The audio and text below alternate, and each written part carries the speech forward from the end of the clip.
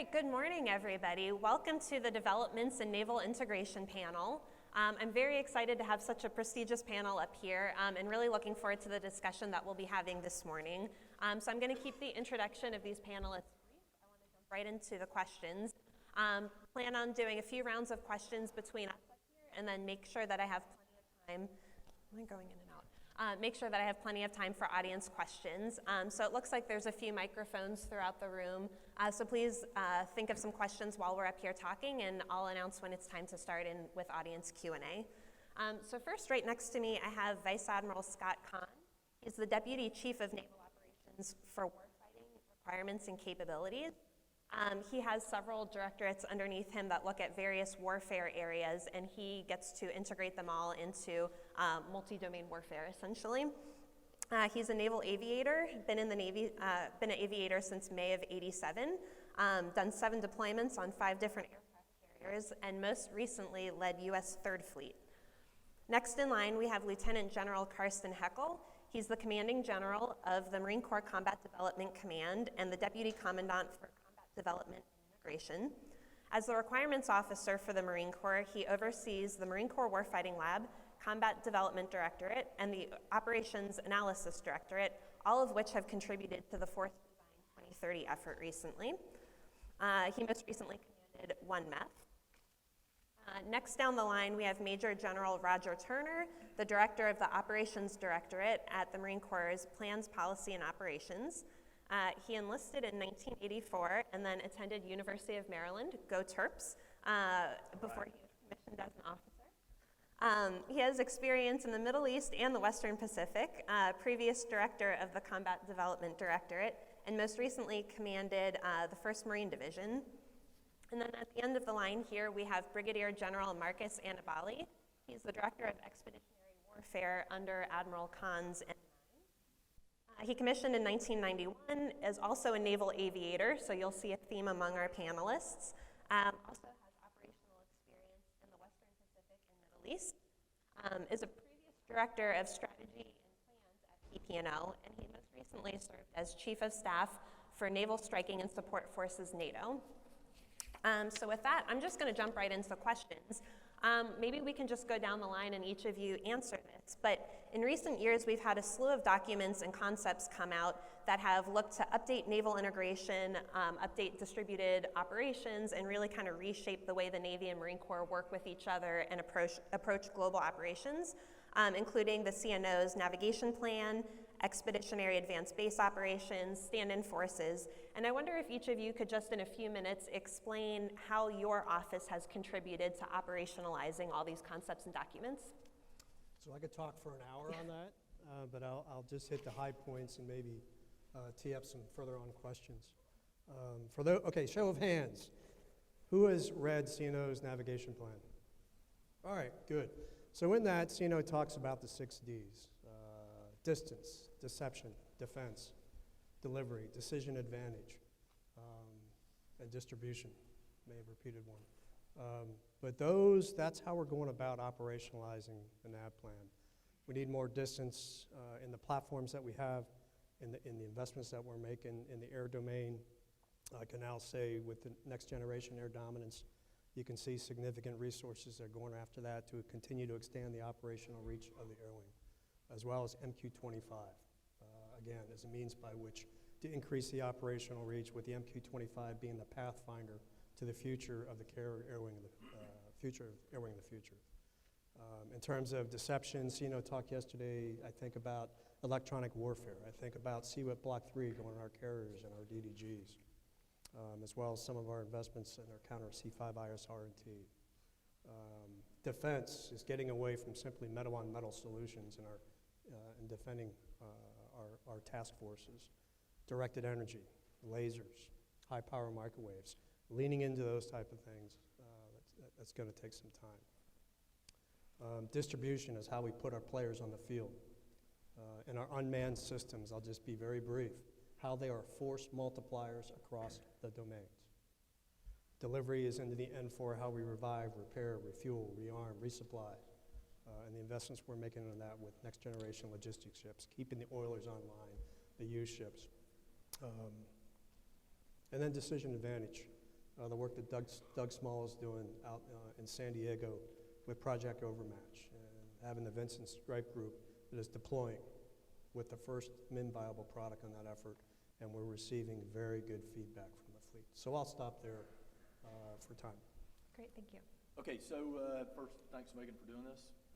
And so Satan here, and I don't know if this was by accident or by plan, but he and I were teammates out in San Diego. He was 3 MEF, or 3rd Fleet, and I was 1 MEF, and now we're here again doing I'm basically the Marine Corps' 9. So very quickly, what Combat Development Integration does, Force Design 2030. Everybody heard of Force Design 2030? That was kind of a joke. Force Design 2030, we take all the down at CDNI and Masitic, we do the force development process, which entails all the activities that plan, design, and implement essentially the translation of strategic priorities, right? We didn't come up with this on our own. 2 national defense strategies across 2 different administrations gave us very clear direction. My job as the requirements officer is to take that strategic priority and turn that into man-trained and equipped organizations that offer a unified combatant commander, whether CONUS or overseas, very, very specific capabilities in the MAGTF. Perfect, General Turner. Okay, thanks again, Megan, and it's great to be here amongst a distinguished panelist and Our token all grunt. all the aviators here as well. So, being the lone infantry officer, but no, it really is exciting times right now, and I think in the Navy and the Marine Corps, and I think as Megan talked about, as the CNO and the Commandant kind of released these capstone concepts a few years ago. Really, what has occurred over these last few years is just really exciting. So I think as we start to kind of wrestle with the challenges of great power conflict again, and think about the contested maritime domain in ways that we weren't just a few years ago, and so I think as General Heckel described, right, what the fleets and what the MEFs are doing at every echelon of the naval service is really driven by these capstone documents. And so I think we're thinking about things in ways that we weren't just a few years ago, right? Like, how do we fight multiple fleets simultaneously, multiple MEFs simultaneously, in getting after these really thorny problems that the peer competitors pose to us, and it's just super exciting to watch a lot of our young people solve these really difficult challenges. So I think a lot of the Commandant and the CNO have kind of laid these challenges out. We do the same thing kind of at the general officer and flag officer, and then just it's super exciting to watch the young people solve these really vexing problems that we face.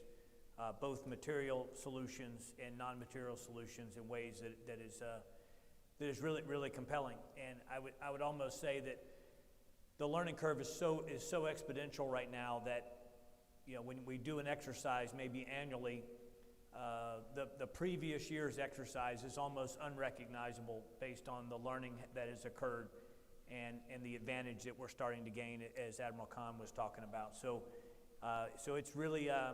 It's just really a great time to be in the Naval Service. And anyway, so thanks for inviting us here today, and thanks for doing the panel.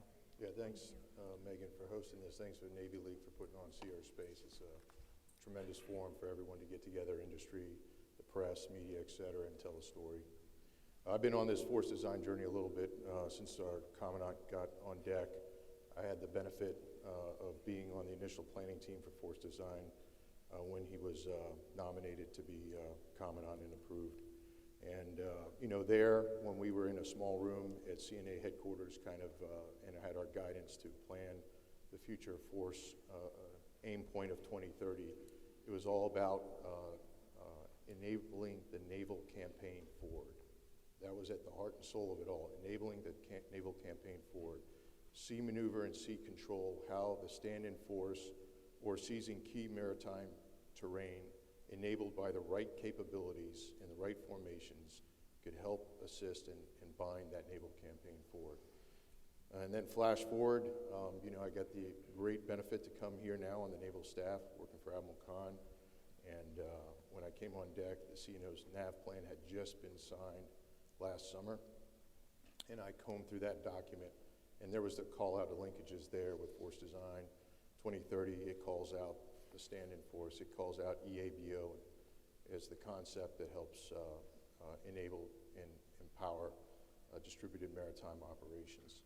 So I was thankful, very thankful that that was called out there and gave me some clear marching orders as I kind of set some priorities for the Directorate of Expeditionary Warfare going forward.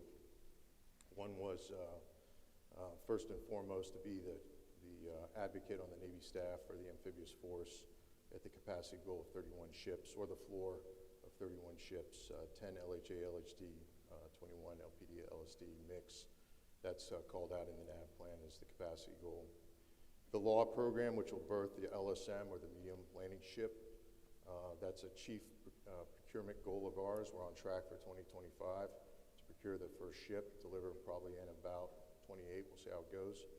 And that is in the fit up and plan for. So we are working hard on that. The CDD document is drafted, and we're working through the OpNav staff processes to get that signed off into industry for down select and for that capability, which is a key maneuver mobility capability for the Marine Littoral Regiment and or stand-in forces as we look at IOC of the 1st Marine Littoral Regiment this September in Hawaii. So that's a great, having been on the initial planning team and having IOC being achieved here in the near term is personally very gratifying, and I'm thankful for the opportunity to push forward on LSM to give it that maneuver capability, unique to the requirement of that unique formation.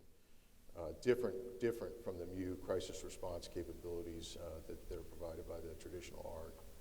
And then the third priority for me, which is kind of a new field for me, but I think that the Marine Corps has some interest and equity in it for sure, and that's mine warfare. And we're fielding in very near term the MCM mine countermeasure mission package, which is baselined off of the Independence class LCS. And there's a lot of buzz about motherships in the press and some studies going on, but I'll tell you, this is the firstmost demonstration of a puritanical mothership capability that is different than any way we've done mine countermeasures in the past, and that is to give standoff to keep the sailors out of the minefield. And it is a little mini hybrid force of unmanned undersea robots, surface, the first IOC surface capability, and MQ-8 Charlie fire scouts as well. So air, sea, subsurface, unmanned capabilities with that, if you want to call it mothership, but that capability is very exciting to be part of, very exciting. And that package has got fleet endorsement and is now sitting on Admiral Khan's desk, so I know he's going to get a chance to take a look at that, and I think it's going to be welcomed as we field it first and foremost to CENTCOM and then PACOM.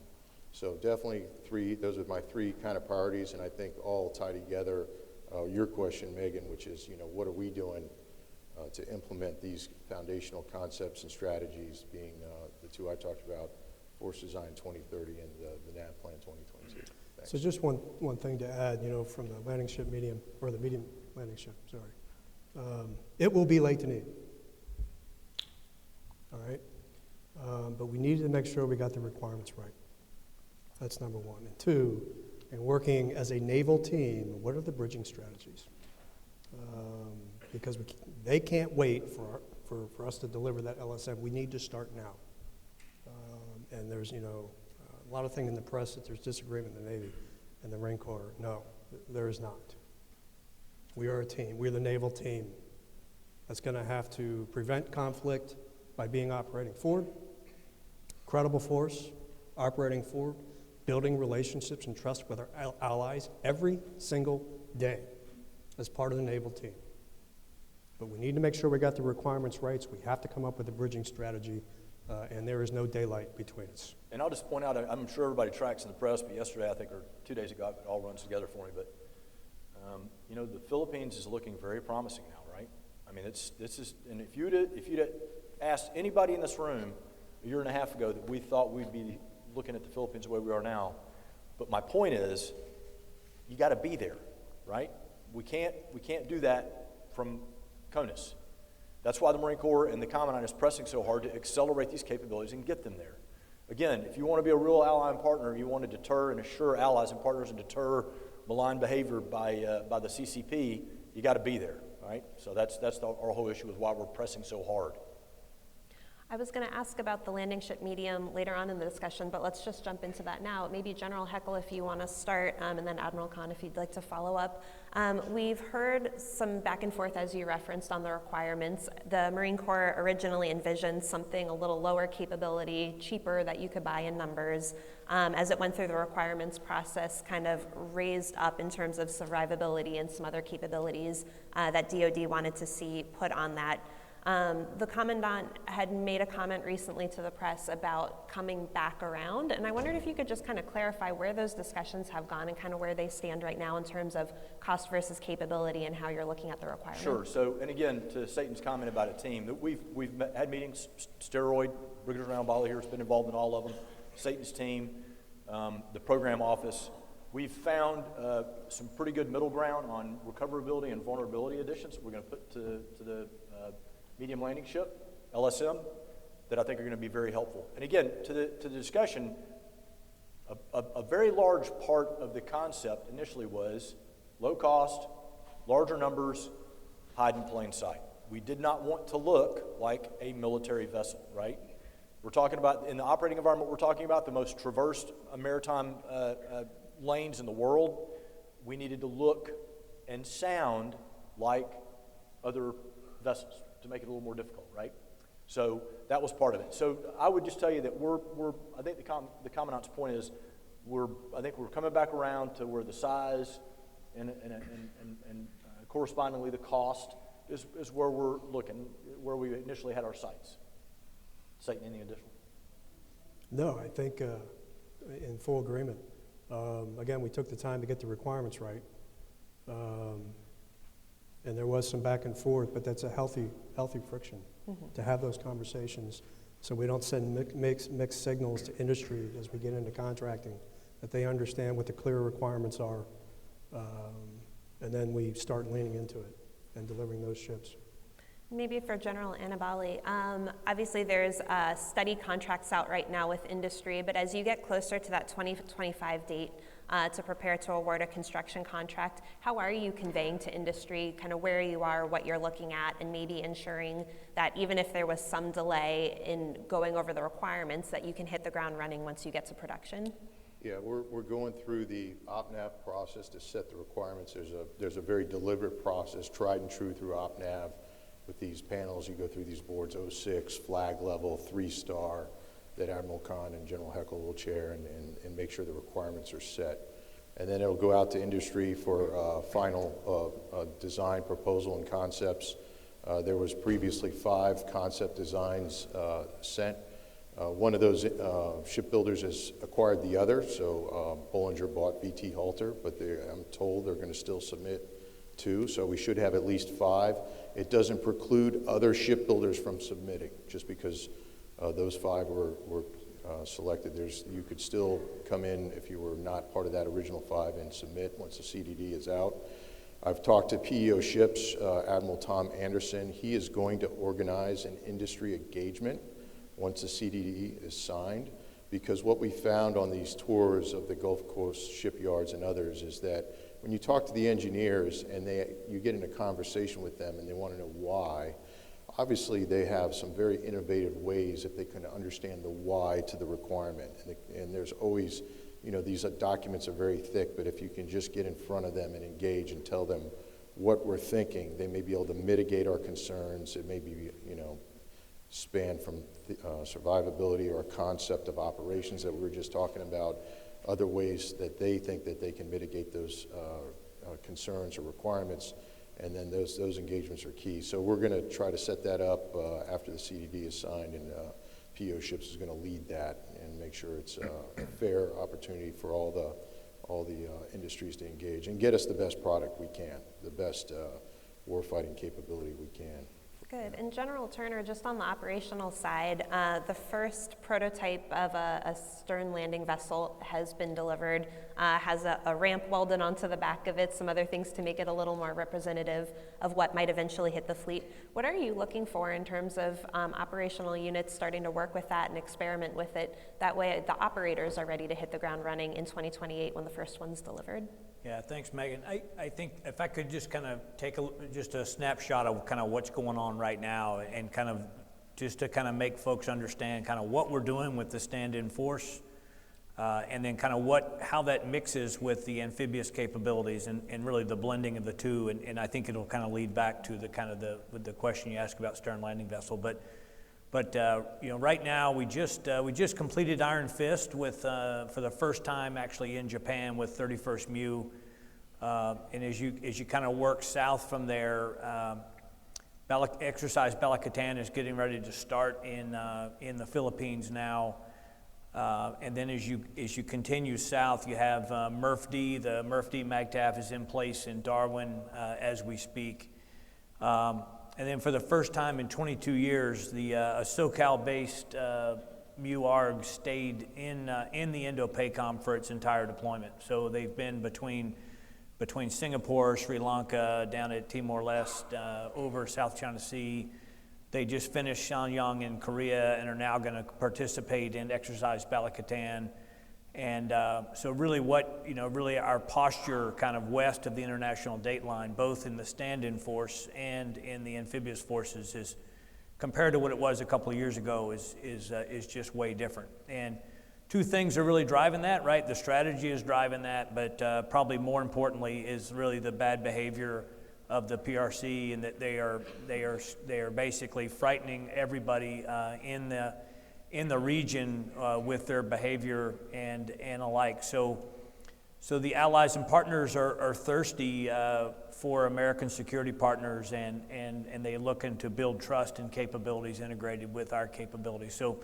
So a capability like stern landing vessel would be integrated in that to be able to realize the capability of the stand-in force while being complemented by our traditional MEU-ARG teams. So thank you. Good. I want to take a little bit of a step back and dive into each of your portfolios and hit on a few hot topics that you're working right now. Admiral Khan, one of the things that jumped out in the fiscal year 2024 budget request is just the massive investment in the weapons portfolio this year. Obviously, you need offensive and defensive weapons to make anything happen for the naval team. And I wonder, just in light of recent shortfalls and just production challenges, what is the Navy doing right now to improve its weapons capacity, as well as the lethality and the distance of some of these weapon systems? One of it is the authorization we've given to get multi-years for our weapons, whether it be SM-6s, LRASM, AMRAAM, NSM.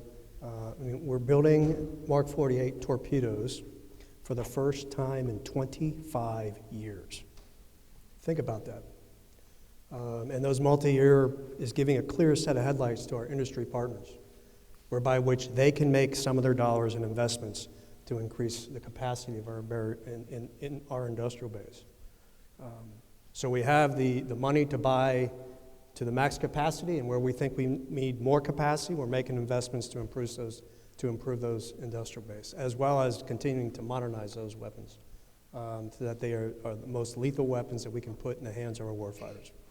And it looks like that includes some longer range distances for the Navy as well as for the Marine Corps in terms of the missiles that they're buying for. Conventional prompt strike, hypersonic. I'm not going to talk to the range. DDG 1000 and 25, and on our submarines operational by 2030. That's one. Tomahawks. And it's not just about buying new.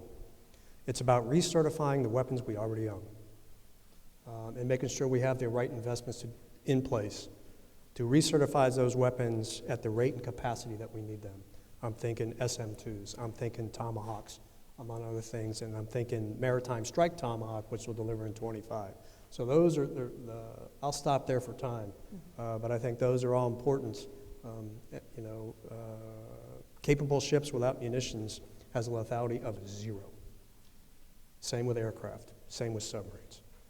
So we are leaning into it. We're not wringing our hands, we're rolling up our sleeves and engaging with our industry partners to make sure they understand not only how many, but why. Perfect.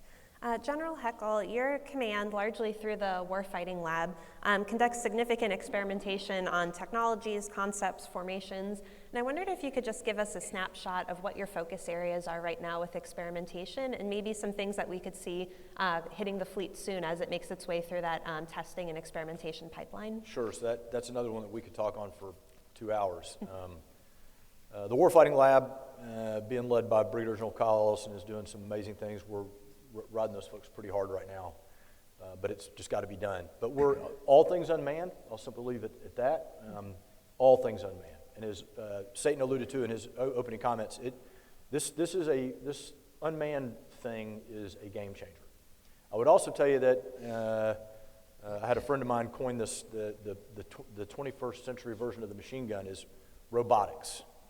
IRAS, Intelligent Robotic and Autonomous Systems.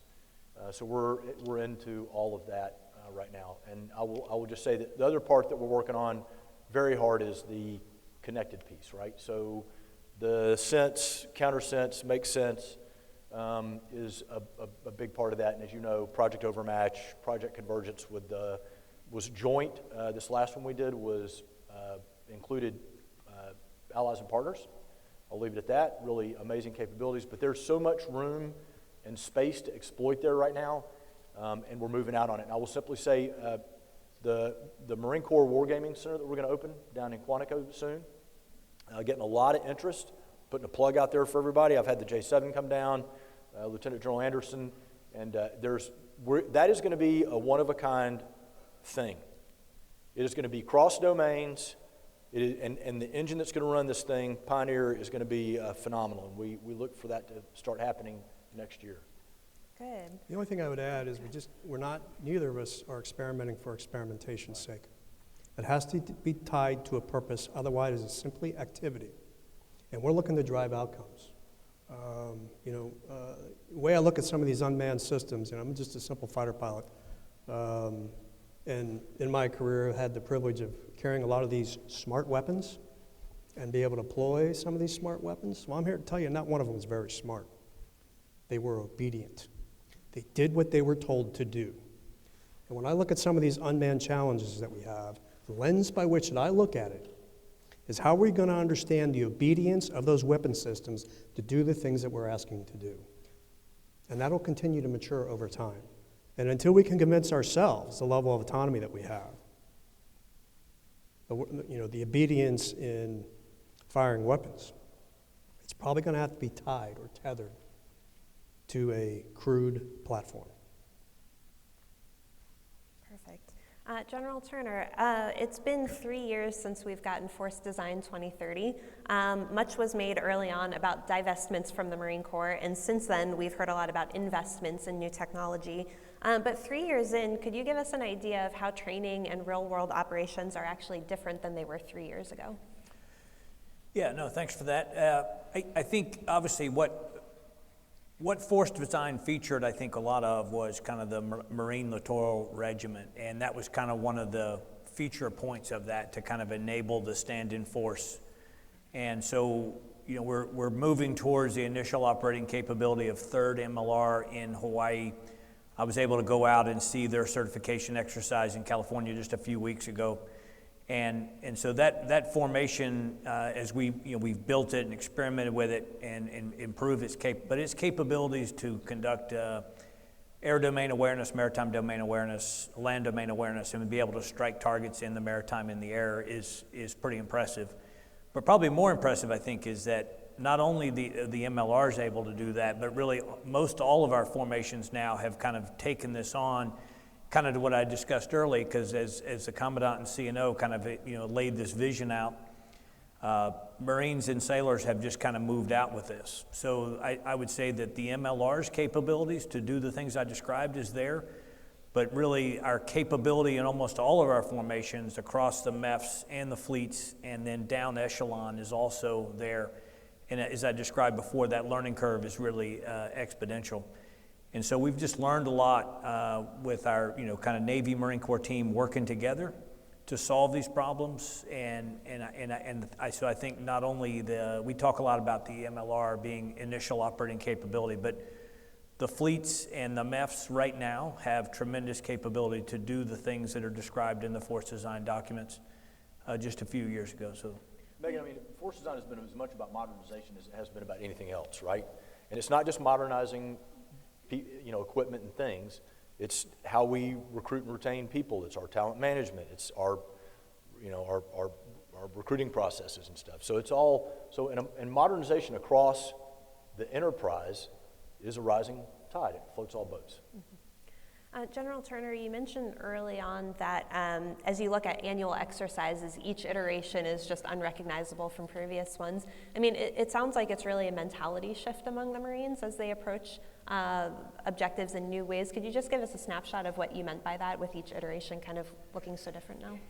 yeah, I think, just a few years ago when we were working this journey, let's just take the problem of Marine forces that are operating as a stand-in force, being able to target in the maritime. It's obviously something the Navy has been doing for many, many years, and they have a great deal of expertise. And so when we started this journey, it was like, how are we going to do this, and how are we going to figure this out? So some of it was solving the technical problems to be able to sense and be able to track targets and be able to hold custody and things like that. And then part of it was really just for Marines to understand the naval order of battle and be able to understand capabilities and be able to understand signature and all the things that are really core competency in the Navy. And so blending those teams together, we were able to ride on each other's expertise in ways that was really, really powerful. And so, and just seeing where folks are now, if you would go and see the exercises that I just talked about in California, the stuff that's going on in Japan right now, and if you wound the clock back to 2019, it would be unrecognizable what those capability of those formations are. Just to build on that, I said we can't just experiment for experimentation's sake. Some of these unmanned systems are participating in RIMPAC, or had participated in RIMPAC and other large exercises across the globe. When you look at the work that Fifth Fleet is doing with Task Force 59, contractor-owned, contractor-operated, mesh networks and the algorithms to be able to fuse that information together, that is all real-world learning where the fleet is getting, you give these young, trained, disciplined warriors some capability, they're going to figure out how to use it in ways that we hadn't imagined, particularly in those young, trained, disciplined minds. So we're going to continue with that type of effort and expand it over time. Good. General Annabali, I think later in the conversation we'll talk about the number of amphib ships, but right now I want to ask you what your N95 Directorate is doing to keep those ships ready today and how you're looking at their capability and lethality and sort of keeping an eye to the future and growing what those amphibs can do. Okay. As the number one priority, I talked about being the advocate for 31 ready amphibs as the capacity goal. And ready is an important word. There's kind of three big levers I can pull as a resource sponsor at N95. Training is a important part of readiness, but really the fleets own that. So I call it the 3 M's: modernization, maintenance, and manpower. And on the other two, I'll talk about first just really quick. On manpower, we're trying to incrementally increase the manning rates for those ships. Maintenance to make sure the accounts are flush for the avails and the spares. But on the modernization piece, it's a lot of exciting things are going on. On the McCool LPD-29 is the first time we've installed the ESR radar, the Enhanced Air Search Radar, which is a fundamentally greater capability on our amphibs. We're going to get the Evolved Sea Sparrow Missile Block 2. That's another exciting point defense capability enabler for the survivability of those platforms. And then additionally, we're going to field the CAC-2S afloat system, which is a system that gives a common operating picture. Think data links from targeting across from Gator radars to F-35s, and now integrate that into the C platform system. So I think that'll be a huge enabler for the force going forward. Those are just a couple examples that we're putting investments into the modernization of our amphibs, and there's several others as well. It's And on a exciting. much broader scale, as part of the president's budget, there's 75 maintenance availabilities. There's 32 private yard availabilities. The OPN pilot for the fleets, if you're familiar with that, $2.7 billion dedicated to 28 ships and 1 submarine. Significantly more resources than we have programmed in the past. But we do have, and I'm sure I'll get asked questions, so I'll maybe bring it up now. We do have some aging platforms that we bought and built about, I came in the Navy over 37 years ago, and some of these ships were about the same time. And they're getting at the end of the service life. Service lives that were changed over time based on assumptions that were false. Based on, hey, routine operations defined as 6 months, and extending service life from 35 to 40, particularly for our LSDs, assuming we would fully fund their maintenance, and we know we have not. So now we have some difficult choices to make, where we need to maybe reinvest those dollars into other things. I'm not going to get any details on what some of those things may be, but that is out there. Those are some of the challenges. Again, some hard choices we have to make. Admiral, I'd like to stick with you. Strategic deterrence is the Navy's #1 priority. It's also consuming quite a bit of the shipbuilding budget and other budgetary efforts. But obviously the entire naval force has to operate under that protective umbrella.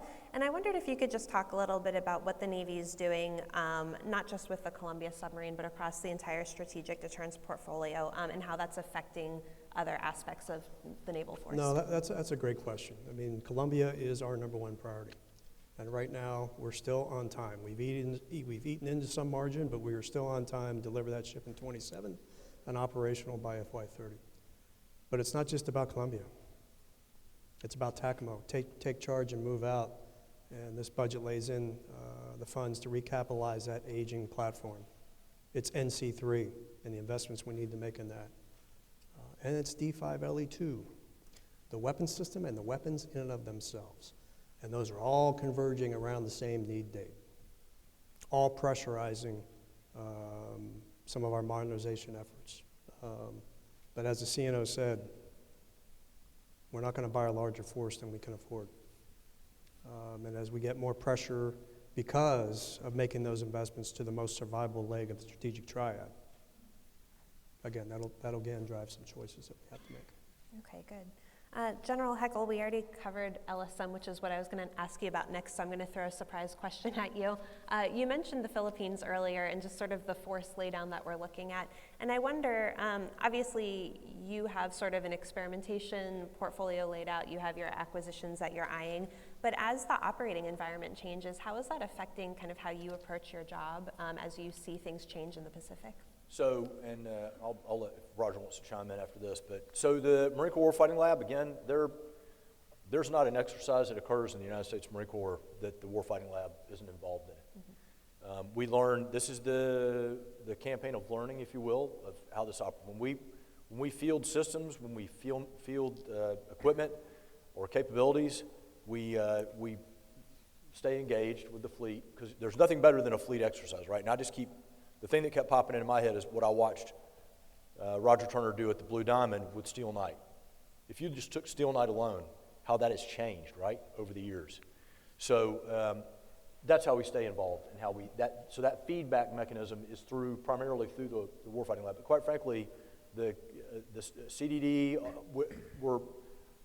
CD&I at large across the enterprise is very engaged with the fleet. But I would say through our experimentation and a lot of the S&T efforts that McWill has, that's how we stay plugged in. Do you have any comments on that? I would just offer, I think as I was kind of talking before about really the integration piece between the Navy and the Marine Corps to do all the things that I described, we're also doing that same thing with our allies and partners.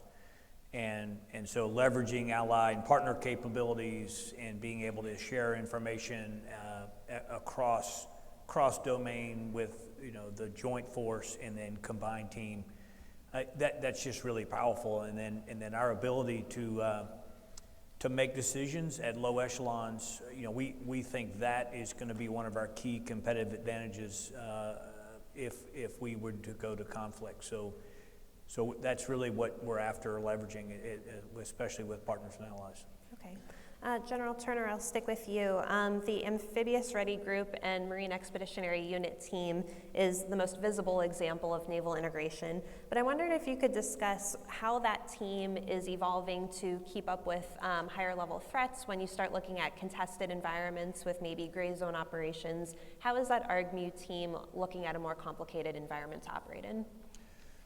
Thanks for that. We still believe that the MUARG team is really still the crown jewel of our expeditionary crisis response capability, and it does so much for the nation, for our political leaders and decision makers at the joint level and the like. Is that its ability to operate in international waters, its ability to not require access, basing, and overflight, its ability to selectively build force packages to solve tactical and operational problems for the combatant commanders is really second to none, and so we're just it's a priceless capability, and I think as we were talking before about capacity and sustainability, right, with the minimum of 31 ships that have been established and the readiness challenges that we are facing that we discussed.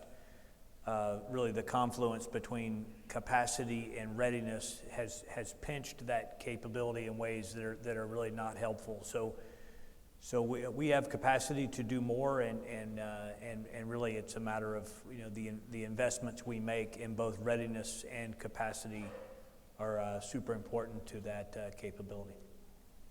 If I could just chime in on one interesting example, though, of balancing the MU towards the peer adversary is the 13th MU is out there right now, and I think General Heckel set the conditions when he was the MEF commander to enable 2 LPDs to be on that ARG, and they've gone with an expanded ACE of 10 F-35s, Vice usually 6, and 10 Ospreys, because the 2 LPD platforms with the hangar space were able to enable the skids and the 53s to go and disperse. And that also enabled, helps enable your ACE to disperse more and be healthier with those hangars and those platforms. So that's an example, I think, here and now of a balance with the MU-ACE combo it's a great example. And that's a really important, I mean, this is the first MU to go out with F-35s. 5th gen, phenomenal capability. But I simply want to double down on the comment about LPD. We can't do that without LPDs. So the ability to meet the combatant commander's requirements is significantly impacted if we don't have LPDs. Absolutely. I want to come back to the LPD in just a minute before I turn it over to the audience questions, but real fast to General Annibale. Your portfolio also includes expeditionary enablers like mine countermeasures, EOD forces, special operations, and I just wondered if you could explain how those tie into the discussion we're having here and how those are preparing for higher end fights and those contested environments we've been talking about. Thanks, Meg. Yeah, it's a great portfolio. And the portfolio, really, the expeditionary warfare portfolio is the glue that binds the naval force forward. In that, I mean, it enables lethality with our naval special warfare commandos as they balance Navy SEALs from 20 plus years of global war and terror to naval commando missions to set the theater and set the conditions for success and lethality in the theater. And then we've got the CBs with their ability to sustain airfield damage repair, port damage repair, et cetera.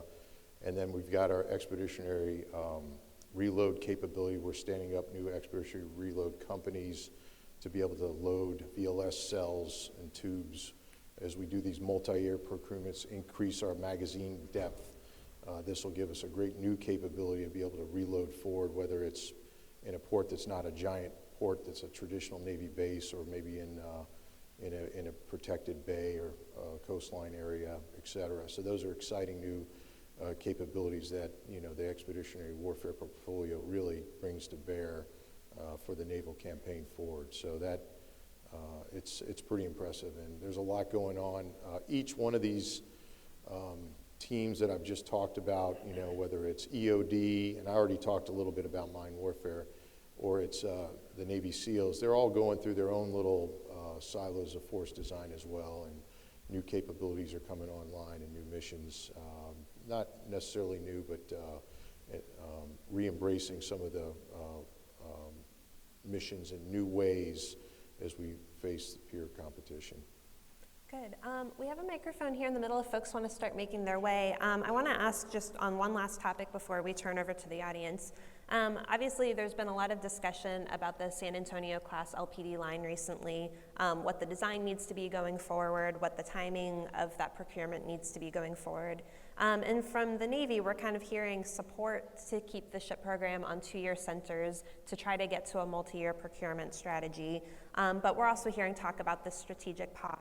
And General Annibale, I don't know if you want to start and maybe others can filter in, but could you maybe try to square that difference of, we're reconsidering the cost, the capability, the design, but we also want to try to get the next ship under order in FY25?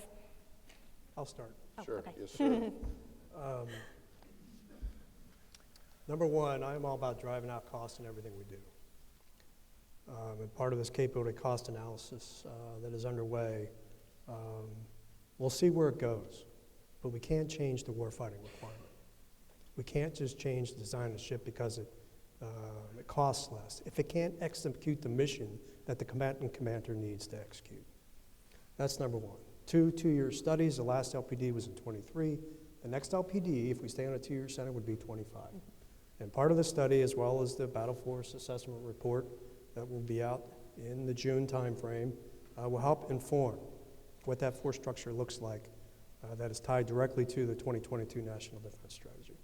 So again, as the requirements officer for the Marine Corps, it's exactly what Satan is talking about. And just, I'm sure most people in this room are aware that LPD Flight 2 is a derivative of LPD Flight 1.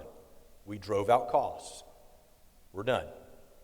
So I just want to point out that we actually haven't even put the first LPD Flight 2 in the water yet, and we're already talking about changing it. So I'm going to die on this hill, quite frankly, but I know, again, there's no daylight between me and Satan. Yeah, just to add in, for those that aren't familiar, Flight 2 drove out about $400 million out of the Flight 1 is about where it balanced out at.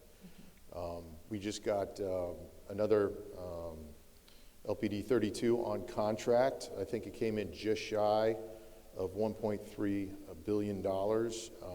And with the advanced procurement, if you look at, we're doing an analysis, but the initial assessment is that came in flat or below, if you in real year dollars, year over year. So the prime HII is controlling costs on that LPD, and that is a Flight 2, which we have not delivered yet.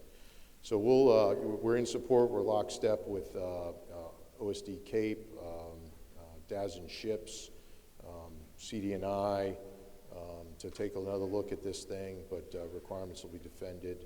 And we're looking at alternate procurement methods as well. Yeah, if you want to drive out costs, it's called a multi-ship. Sure. And that's what I was about to follow up with. Multi-year procurement block buys for ship programs typically drive out about 10% cost. I mean, does that get the Navy where they need to be in terms of lowering the cost of this program? It's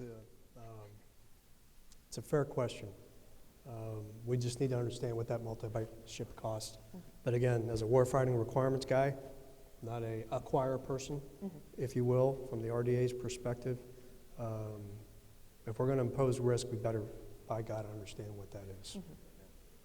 Okay, great. I'd like to turn over to the audience. We'll take the first question. If you could introduce yourself, your name, who you're from, and then ask one question in the form of a question, please. Right, and I wrote it down this time to keep it short, Megan. Thank you so much. John Conrad with the G Captain.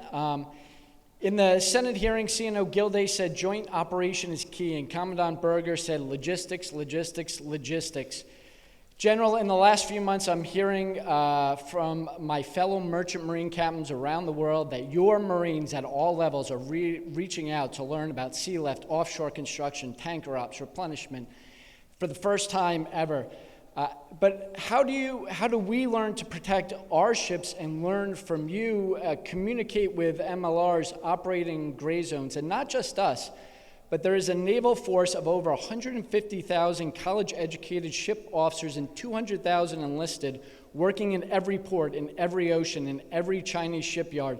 They are commanding icebreakers in the Arctic. They are aboard PLA ferries right now, and that is the Philippine Merchant Marine. So how does the U.S. and our joint services overseas, the Philippine Merchant Marine, how do we integrate jointly, and how do we learn to protect ourselves from you? Yeah, no, so great question, and you're absolutely right. You're spot on with your comment about Marines at all levels reaching out. So when I was at 1MEF, we went out on the Bismarck, TEPF, and did Koa Moana and Palau. It was a raging success, and now it's being duplicated again, and has really gone a far way as far as allies and partners. So there's a lot of potential there, and you heard Satan talk earlier about a bridging solution, because we know that medium landing ship is late to need. Things like TEPFs, run by USNS, right, Merchant Marines, is a real capability. So we're excited about all that, and the TEPF, regardless of what, once we start fielding, LSM, TEPF probably has a role. I mean, it's a very capable platform that can do that has a lot of capability. So as far as the protection piece, you never just take one platform of anything and send it alone and unafraid into the teeth of the enemy. We are a piece of a larger system of systems, right?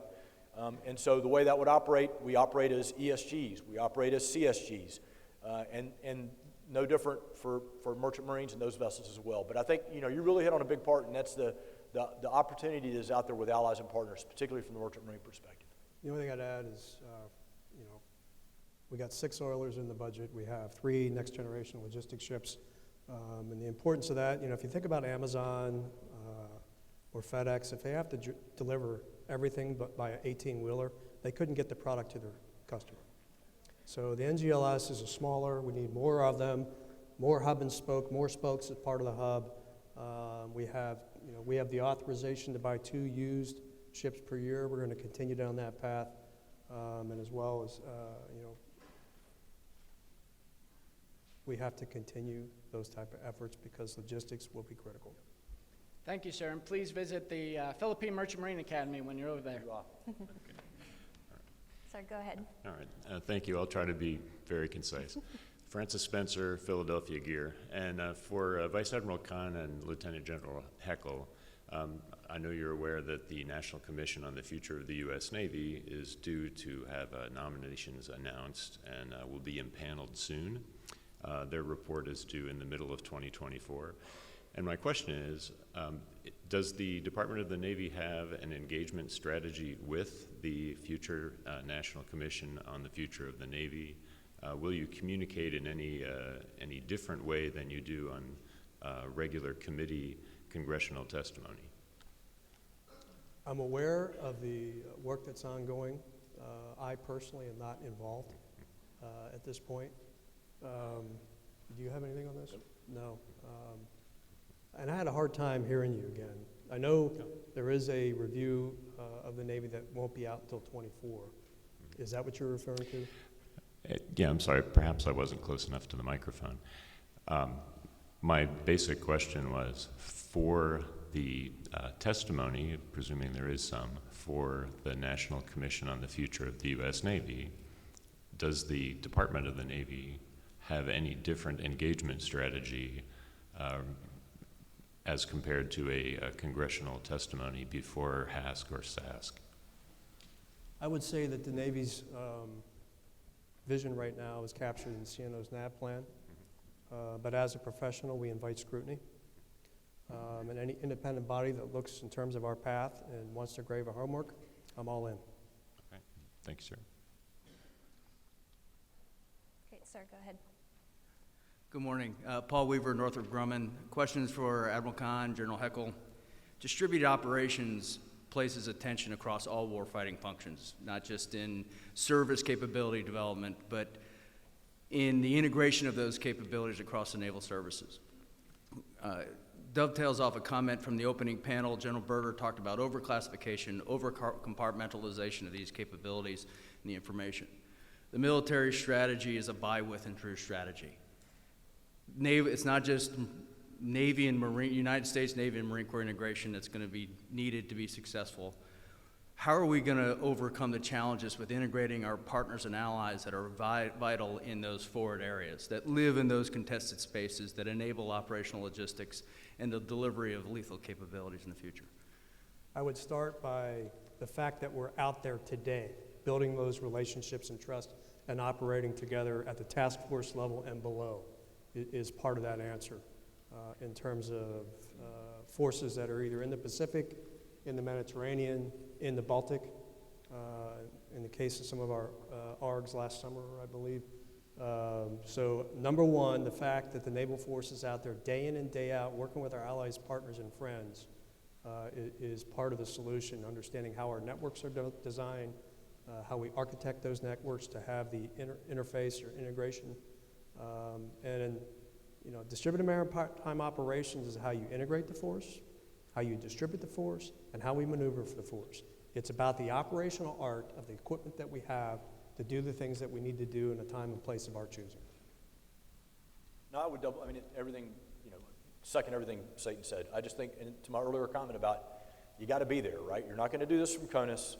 We got to have the forces out forward deployed, and that's why the Marine Corps is pushing so hard to accelerate time now to do this. And I think, again, I made a reference to Project Convergence 22 that we completed. That included some level of 5i. So we're working it. And I also mentioned our wargaming center that we're about to open in Quantico. That we are looking to make that 5i, and we're even looking at other allies and partners.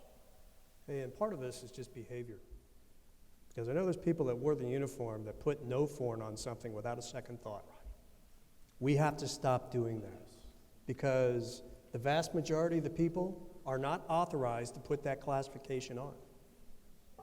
So there's some education and training that we need to do, that we properly classify, and that the originator classifying authority understands the authorities he's been given, whether he or she can make a no form or not, and in most cases, they cannot. This is on us. Sir, go ahead. Dave Cooper, Anglico Tech. A great comment by my colleague on the Philippine idea with the merchant marine. What an asset, I think, for an opportunity for us. My question, actually, I want to turn the glass around. Russia and China, we've just seen two ships up in our waters up in the Arctic near the Aleutians. Can you all comment on naval integration with the Russian and Chinese navies? Thank you. Well, we're not having any classified discussions in here. But that question would be really, look, I'm not going to dodge the question, but I'm not going to have a security violation and talk to any specifics. We have to be prepared for all outcomes, okay? And I'm just going to leave it at that. All right, I'm going to buy time for a minute in case anyone else wants to make their way to the microphone. One of the things that I find so interesting about the National Defense Strategy is laying out multiple deterrence operations. We have campaigning, the idea of being present so as to see things and deter things from happening. We have integrated deterrence, which is sort of, the whole of government, throw everything at it. And I wonder if maybe we could start at the end and work our way back to just discuss why naval integration needs to be tighter amongst the Navy and Marine Corps, and why joint force integration needs to be tighter to accommodate, the campaigning and the integrated deterrence that we're being called on to do. Well, I would just say the trend is very positive vector on the integration. I think out in the fleets, below the Pentagon Echelon 1, as you get out to Etch 2 and beyond, I'm hearing a lot of integration is going on. Just coming from Strike Force NATO, kind of the twin headquarters to US 6th Fleet, they had 61-2 stood up with General Frank Donovan, who integrated a lot of Marine Corps capabilities directly into the fleet headquarters, both for a US C2 or in a NATO umbrella. Kearsarge ARG 22nd MU came out, was critical at a critical time on the right on the heels of the Russian invasion of Ukraine, to help bolster the alliance both in the Baltic and in the Mediterranean with those capabilities. And 61-2 was the task headquarters that C2'd it. So I think the other thing I would broaden is how do we integrate better with our allies and partners, and there's a lot of exciting things going on there.